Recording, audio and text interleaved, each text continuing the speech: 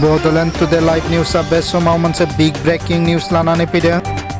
Bodoland today live निउसआ बे समाव कर'ना भाइरासखौ लानानै मोनसे बिग ब्रेकिं निउस लानानै फैदों।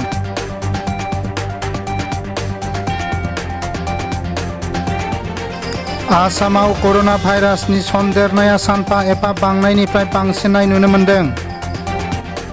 बे समाव आसामनि गोबां स्कुल कलेजफोरखौ क्वारान्टाइन सेन्टार खालामनाय नुनो मोन्दों। बे समाव आसामाव कर'ना भाइरासजों सन्देरजानाय सुबुं अनजिमाया सा 97।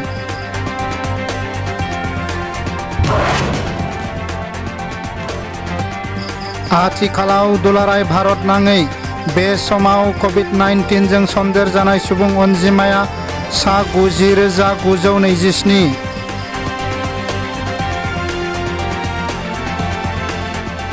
भारतआव थांनाय 24 घन्टायाव गोदानै कर'ना भाइरासजों सन्देरजानाय सुबुं अनजिमाया सा 5,000। दुलाराय भारत नाङै दासिम कर'ना भाइरासनि गाग्लोबनायाव सा 2,872 सुबुङा जिउ गोमाबाय।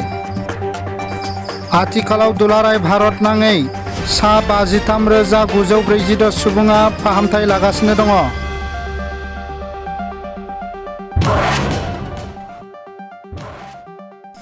आथिखालाव बुहुमनाङै कर'ना भाइरासजों सन्देरजानाय सुबुं अनजिमाया बे समाव सा 47,50,616।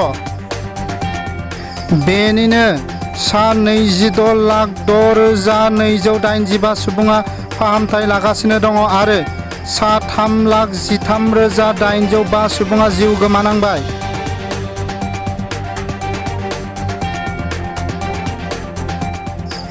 आथिखालाव भारत सरकारा माखासे बिथिंखौ सोलाय-सोल' आरो रेहाय दोननानै 31 मेसिम लकडाउनखौ बारायनानै होनाय जाबाय।